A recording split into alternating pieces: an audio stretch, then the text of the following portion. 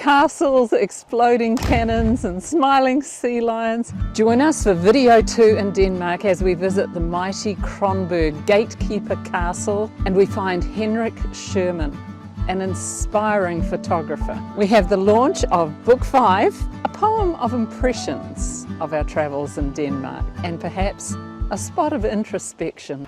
So randomly we're walking up to the castle, Kronborg, and I see a gallery and I just went in and the photography was amazing. And then Hendrik came through and so we asked if we could do an interview and it turned into a complete learning experience. Were you a biologist first or a photographer first? Well, that's hard to tell. So I was been working with that when I was 14, 15 years old. But it was a hobby for me for many, many years, even when I started biology. So at a certain point I figured, okay, I could, if I'm not doing science, which I did a PhD, then I would love to take photography to the next level. Yeah, and try to make a living of it. The good thing about photography is that you learn to pay attention to small detail. I'm very inspired by pattern or something that repeats itself, like the waves, the houses, the birch trees in there. Things like that is something that inspires me a lot. In a small airplane, then I saw these houses and I thought, okay, that is going to be much more interesting because they have a lot of different colors. So I took this photo many times to get it right. Also the light need to be right because on some of my first photos I had shadows from all these balconies here and it made a disturbing picture. It was not nice like this one. So I figured I need to be up in the air when the sun is just behind the houses. My own magazine as well. Fornøyd, which is this is from Iceland. This is a very Danish word. What does it mean? It means, fornøyd is, you could translate it into delighted, I would say. Something I like that. But it's a feeling. You are delighted, you are fornøyd. Something that makes you happy and it's just for your eyes. So that means I don't put a lot of text in here. It's mostly for the eye. For your eyes, yeah. Figure out all kind of ways I can. Hendrik has melded considerable academic learning with love of photography that takes his work to another level of artistic synergy. We didn't talk. The way Hendrik described coming to the ultimate taking of a picture was inspiring. I felt the genuine joy he finds in capturing moments of artistic splendor in nature. He was so engaging. I could feel how my characters would learn as I was learning.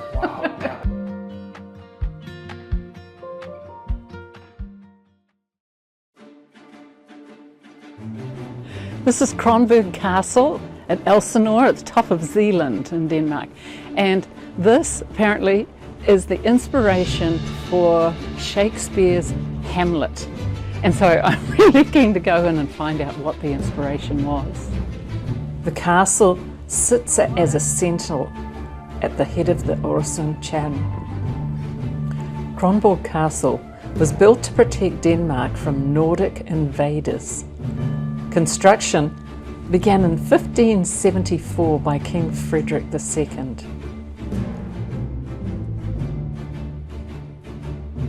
Can you just imagine the banquets that were prepared here? The open fires, smoking the hams. I went looking for the legendary Holgar the Dane. His statue is imposing, even though he's fast asleep, but everyone knows that if Denmark is ever threatened by an enemy, Holgar will awake and arise from the bowels of Kronborg to protect the Danish people. We discovered the dark, cold, cave-like tunnels and dungeons that descend floors below ground. Okay, this is starting to get scary. The further you go, the less light there is. Oh my word. That is complete darkness. The idea that there was this whole underground of work going on, and the people up top that lived up top didn't have to know about anything down below.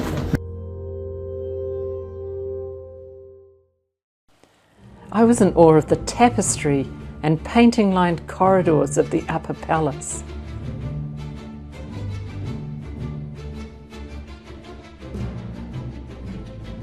I could just visualise dancing in the grand ballroom. We just happened to be there as Kronborg was being prepared for the visit of the King and Queen of Denmark the next day. Preparations for security and the official cannon salute. We were there for the trial firing of the cannons.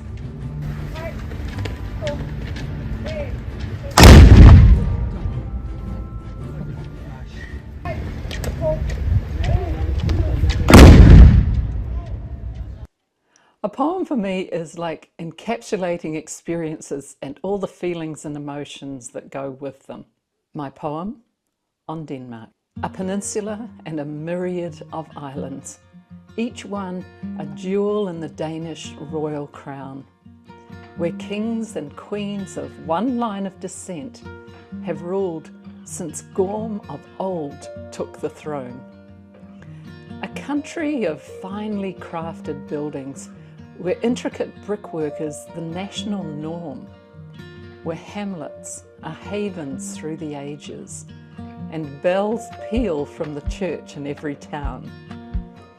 Trees and lakes are natural dividers of pristine fields of yellow and green, rolling as far as the eye can see. No fences to hinder farm machines. And did you know? The name Lego is Danish for to play well. And that's what billions of bricks have achieved. From the home of the brick in Billund, Lego has stimulated creativity. Hans Christian Andersen is a Danish icon whose fairy tales are loved and well known. For an ugly duckling can become a swan is a seed that every child needs to have sown. Roskilde Cathedral was chosen centuries ago to lie to rest kings and queens of the nation. But King Harold Bluetooth taught his people to chat and now strangely lives on through communication. And remember, be very careful driving and crossing the road, as cyclists are in charge from young to old. They have right of way and they take it, riding elegantly tall and calmly bold. Giant trolls are hidden yet long to be found, beckoning you to forests, lakes and rivers. Mythical monuments to the recycling of wood, gentle giants that won't give you the shivers. And hygge is Danish for coziness and well-being. Think a warm drink while snuggled by the fire, or the joy of being with family and friends, feeling the goodness of life that inspires. Some people come into our lives and quickly go. Others stay a while and leave footprints on our hearts, and we are never ever the same. A friend cross-stitched that verse for me years ago, and it's always stayed with me. And I think it's become a theme for our travels and for the content of my books. We're visiting so many places, and mostly the interactions are quickly going. But then you meet an individual or you visit a place and you know you will remember it forever, that they leave the footprint on your heart. My characters are becoming the metaphor for the experiences that I'm having and the way I think we should live. My focus is on them leaving their footprint on other characters. And similarly, when I meet someone that has that effect on me, that I want to emulate, that does something memorable, I want them to meet them too. And again, my husband reminds me they aren't real, but they're having real experiences. That's the difference in these books. These are personal, everyday adventures that I want them to have, and to recognise also that adventures can have a lasting effect that don't need to be sensational. Just everyday occurrences can have a sensational effect. As we travel, people and places leave their footprints on my heart.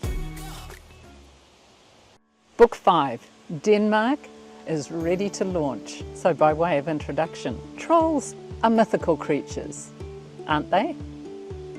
Shani, Kiara, Lulu and Ivan Saracen begin to get suspicious when their grandpa starts acting strangely. Why does he suddenly want to change their travel plans? Why is he desperate for them to solve the second riddle? Crazy things start to happen when he begins to lead the Saracen factor on a troll hunt through Denmark. I have to say, it was a bit of a struggle getting this book started.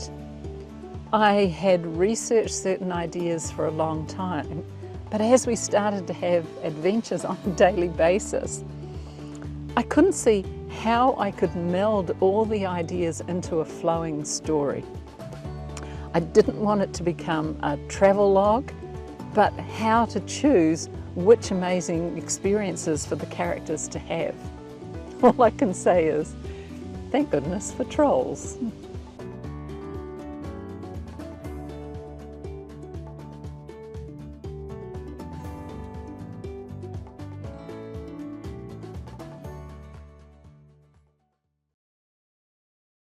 I can't believe it. Our first quarter in Europe has come to an end. We've visited 8 countries. We've completed 3 books. We've met amazing, inspiring people and visited incredible places, and largely in unexpected ways. And rather miraculously, we have now posted over 60 videos to Facebook, Instagram and YouTube. I have to say we've adjusted to van life, and now it's like home, and I never thought I would ever say that. Now we're on our way to the UK, starting with England, Scotland, Ireland, Wales. Stay with us as we enter a new phase of driving a left-hand drive on the right-hand side of the road. Buckle up, because we have no idea where we're going or what's going to happen.